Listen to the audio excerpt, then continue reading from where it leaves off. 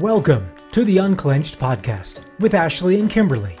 On today's show, we will get to know Ashley a bit more as she and Kimberley pull back the curtain a bit on who she is, what she carries, and overcoming her biggest fear of being naked and exposed. Hey everybody, thanks for joining us today on the Unclenched podcast. I'm Ashley. I'm Kimberly. And we're pumped to be with you. Except my butt's a little puckered because we're talking about me today. We're going to talk about Ashley. All the things Ashley and... All the things and.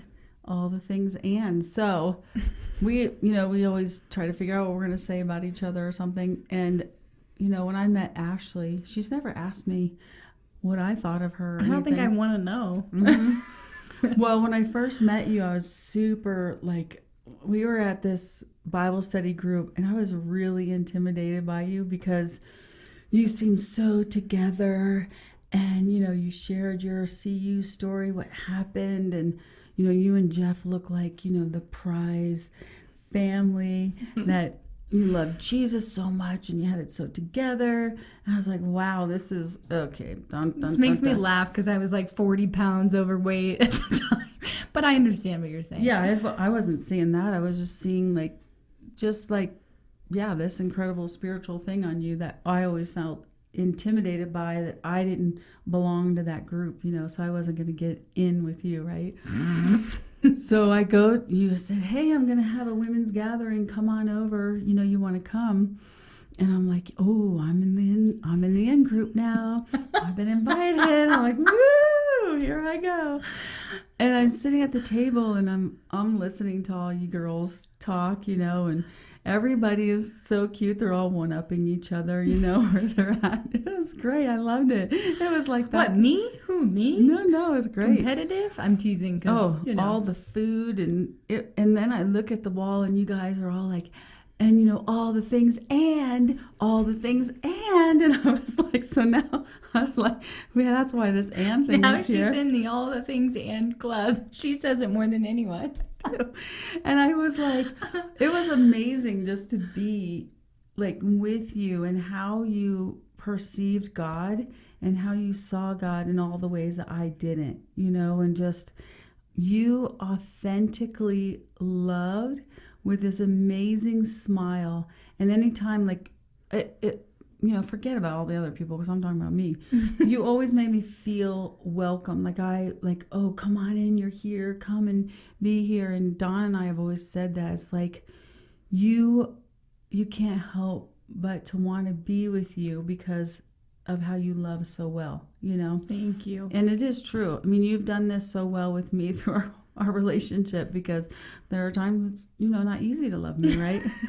Or me, any of us. But it's that it really is when somebody says, you're just welcome my home anytime, just come. You are home. Mm. And I go into church. I'm going to share this story really quick. Is I had gone and gotten a Zozo or a healing prayer, or I can't remember what it was. Anyways, heart sync. And I went to church was it Sunday night or Sunday, whatever it was. And I saw you sitting on the floor and your kids were just climbing in and out of your lap and under the, communion table. And you were just worshiping and just loving it. And I had just come out of this intense time and I just was like, oh, there's my mom. And I literally got on the floor and I crawled over and I got in your lap and you just held me. You didn't look at me like, ooh, what is your problem? You were just like, yes, come. And you gathered me up so sweetly and you held me and you rocked me. And this girl came over to give me a prophetic word and I was so scared. The fear of God came on you. I'm like, I'm not letting anybody prophesy. And you go, it's okay, I'm here. And I felt the safety. And when the person gave me the word, it was just totally spot on. And you loved me so well. And that was it was something that God was doing at that time in our relationship. And then we can go into some bizarre some other bizarre we can go stories, into a church birthing from your womb a little later, a couple years later. Oh my gosh. And then, this Sunday before I had to go to a meeting, I just heard God say, and now you can close it. You know, get on her lap, sit there, and know that she's still there holding you, and you're holding her, and there's just something that's powerful. Maybe people saw it differently, but I heard the Holy Spirit say, this is a forever holding of who you two are together, that nothing will tear it apart, even in the difficult things, you know? Yeah. Amen. It's profound to have a friendship like that. Thank you, friend. I received that. Whew, that's a lot. Yeah. I'm glad to hear that. I think my grandfather really embodied that. He would hang out on his back patio, and neighbors would stop by, and people would stop over, and hey, grab a beer. Hey, can I get you a cold one? You know, and it was just that. I think he represented that to me. And then the mothering side of my grandmother, having 12 kids and wanting a big family, and that's a big part of who I am as well, and just loving family. And so thank you. That means a lot. Moving on. Yeah, but it's like, I can mother you and you can mother me, and we can never be above another person, because if we're willing to be a student and come under, right? So I want to hear a little bit about you. I mean, I know how much I'm crazy about you and Dawn. Our family just adores you. My kids do as well. So, you know, how did you get to be Ashley? How did you become you? What's that story like? The little cuddly, lovely mom. It's a wild one. Mm-hmm. Well. Wait, what's your favorite movie? Oh, I get to share. Well, you kind of stole it in your Get to Know Kimberly. Dirty Dancing was my go-to, and I've referenced this in another episode, but Wayne's World was like always on in our family. What about music? Oh, okay, here's one. Here's one. It came to me. Thank you. Thank you, Holy Spirit. Speed with Sandra Bullock. Oh, yes. Okay, I don't know all the other, but it's like intense adventure. They have to survive, and they have to go a certain mile per hour on the highway. But I became just, enthralled by Sandra Bullock because of that movie. So sure. Speed. Okay, there you go. So we're going to talk a little bit about Ashley's life right now, and me getting to know her, and you hear some of the stories, but it's really intense to be with Ashley, and she dreams about a lot of, and that's where God talks to her prophetically, and she'll have prophetic dreams that come true. And I have said to her, could you have a dream about me and ask about this or that? And I really don't. She's never had a dream. I'm like, come on, dude. I'm like, Jesus, why wouldn't you have one? Because he's like, you guys spend enough time together. I don't think we need to give you. I know, but I just want like that, and it's amazing to hear your stories, and because it is powerful, that gifting and just the nakedness that you walk in with Jesus, and how, as a kid you didn't like that. And then, can you tell us a little bit about those two things, that kind of about who you are and how you operate? Yeah. I mean, really quickly, as a kid, I hated being naked in front of others. That felt like the ultimate level of exposure. Or you walk into the YMCA and you see the old ladies there who are just bearing it all, and you're like, oh, how could they? Like, how could they do this? Aren't they embarrassed? Aren't they got ashamed? granny panties. Right? Granny panties. I still wear granny panties. She makes fun of me. Okay, that's a side note. No, that's okay. Anyway, so then fast forward to college, and I've got a teammate who is just rocking it. Like, just gets fully undressed and comes up and has conversations with whoever. And I'm like, keep your chin up, keep your chin up. Do not look down, do not look down. Make eye contact. I mean, that made me mortified. Yeah, sorry. And it's such a deeper thing, right? Like, I was not only uncomfortable in my own nakedness and exposure, but I was uncomfortable in other people's nakedness and exposure. And that speaks a lot to like the way I would operate, trying to constantly fix people. I was not okay in their mess, right? God's really grown me a ton in being okay. It's amazing. In other people's messes now, and my own mess. And man, he's so kind. Like, I thought I had to perform so much for God and for people. And even when God first started encountering me, I was like, don't meet me in the natural. Like, I'm too afraid to encounter you, God, in this way. Wow. That felt way too intimate, way too scary. And so I was like, can you just meet me in my dreams? And that felt like this hidden, secret place where I was safe. Wow. And he would bypass my clothing in a sense without me knowing it. And so it's this beautiful thing of how God's met me in that way over the years, and has spoken and revealed things to me through dreams. I mean, I can't even tell you how much I believe my dreams. You know, I think many people might laugh at that, but that's been so pivotal. You know, something I've always said to people, like, I can take that to the bank because God showed me in a dream. And to have that confidence because of our relationship and how that's been established in that secret place is pretty radical and pretty amazing. So, and I remember even saying to you, you were sharing a dream, and I was trying to break it down. And you're like, no, it's literal. This is really what's going to happen. And you saw it multiple times, even morning dreams, you know, and yeah, Kimberly's taken all these dream classes, and she's like, no, we got to look at the symbol of this, and which is true if you're interpreting a dream, but I didn't know I was having a lot more prophetic visions that we've now learned. So last year, driving down the road, and I had felt God call me into this very lengthy, extended fast, and I don't need to go into all of it right now, but he said, Ashley, are you willing to get naked before others? And I was like, whoa, what does that mean, God? And I just pondered it for a minute and kind of tucked it aside, but I knew it was his voice. You know, like when your own dad calls you on the phone and you recognize his voice. Yeah.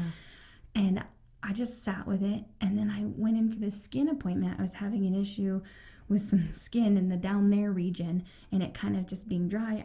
Sorry, I don't need to give too much TMI, but we go in, and my husband goes back, and he comes out, and he reports, like, I have perfect skin. The doctor says I'm perfect. And he's got this tan olive skin. He's very gorgeous. And anyway, he gives an A+ report, right? Yeah. And then it's my turn, and I'm already nervous because skin to me feels vulnerable, right? It's that nakedness. And so I go back into the room, and I get undressed, and I put on, you know, those what are they? Tissue paper covers. Yeah. Everybody knows what I'm talking about. You have to have it in the front. Right? That's weird. And I'm about to have my entire body inspected by a complete stranger. I've never met this doctor, brand new office, all the things. She comes in with her assistant. She starts to inspect me, and I start to self-sabotage. And I start to, I'm sorry about this, or, I have this. And she looks at me, and she puts her hand kind of on my shoulder, and she's like, you're okay. And I was like, oh, okay. And as if nothing I could tell her could, you know, surprise her, make her feel awkward, whatever. Yeah. So finally we get to the end, and the problem area, right? Yeah. The most vulnerable place. And I have to turn over, and I literally have to bear it all and spread the cheeks. Yep. I'm fully unclenched.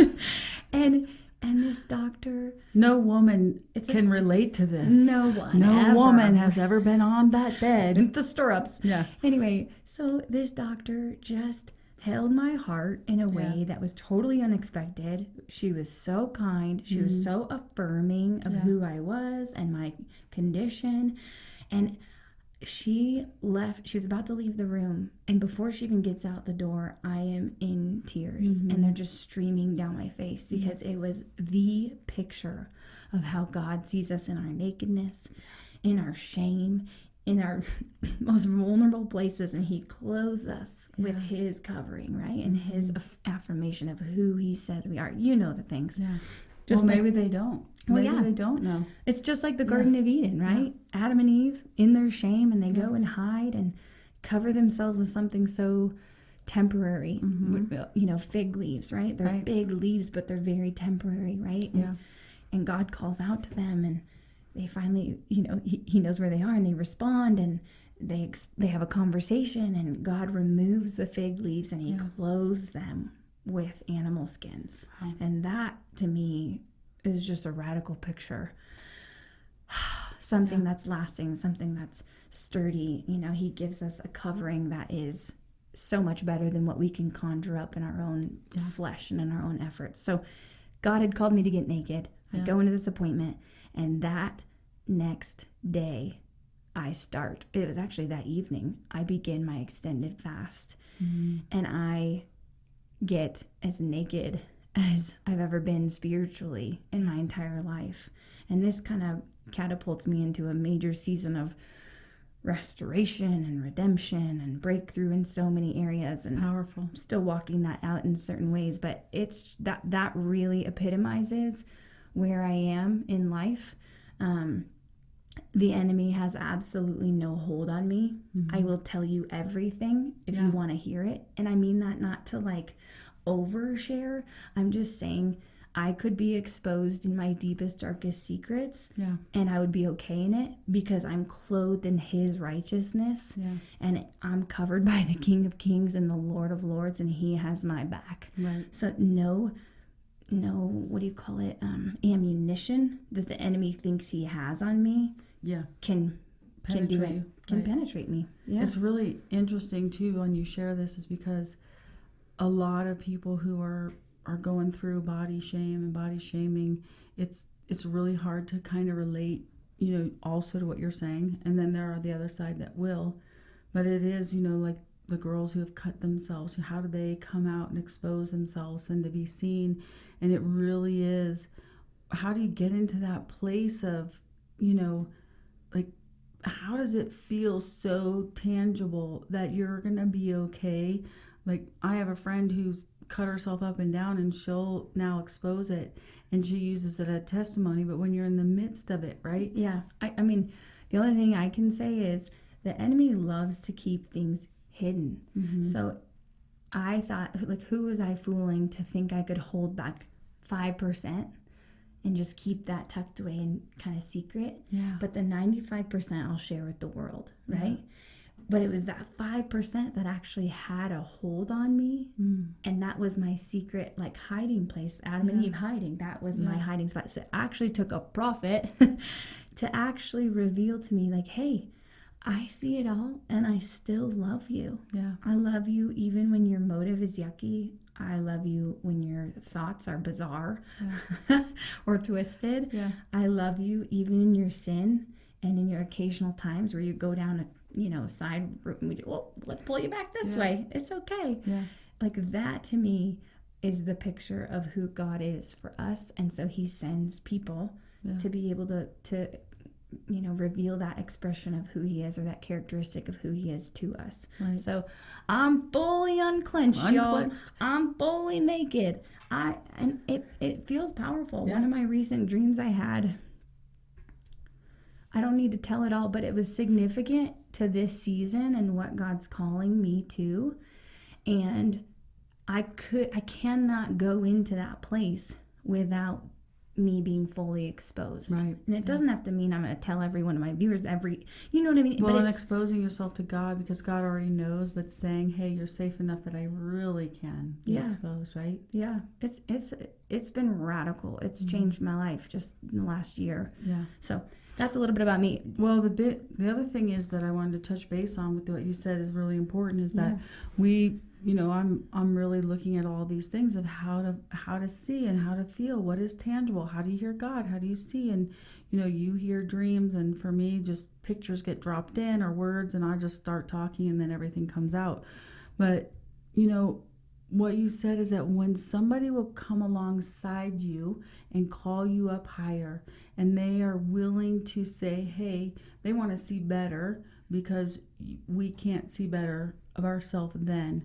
And that's what's really important when you're, sitting at home and you're alone, that you have to find the person to be open with. And the big thing is somebody who's going to speak the truth in love.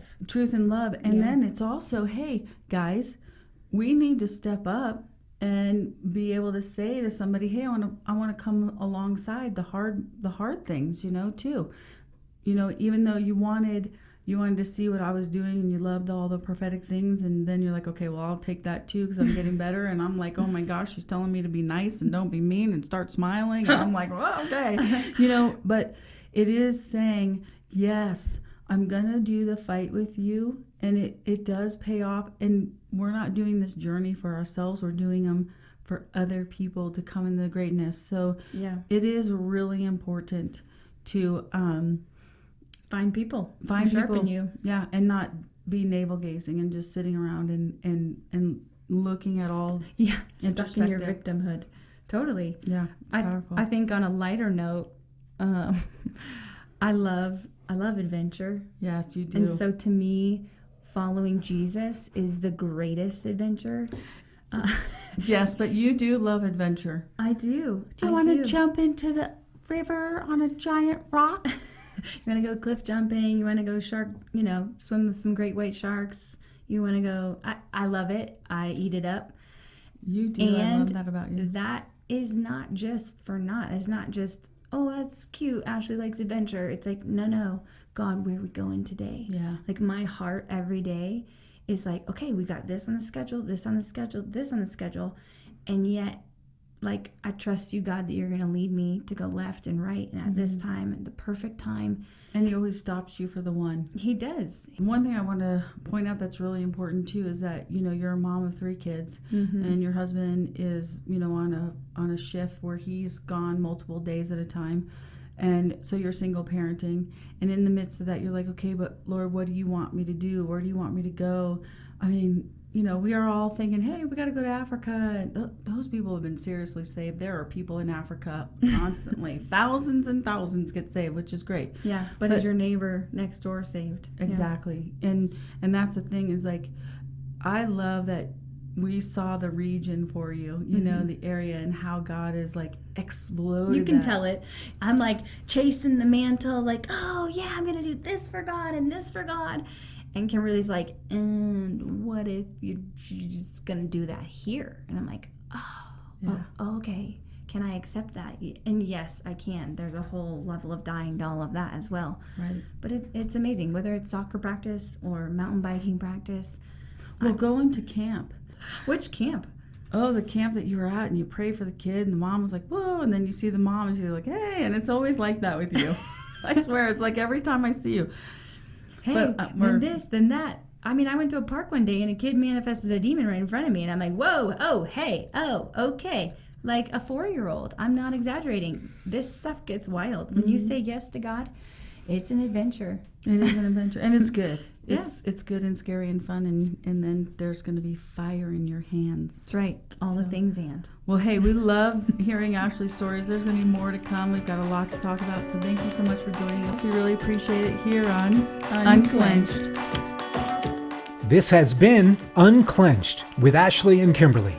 You can look up Unclenched Ministries on Facebook and Instagram. Plus, the video versions of these podcasts are available on YouTube under Unclenched Ministries. Thank you for joining us. We'll see you next time on the Unclenched Podcast.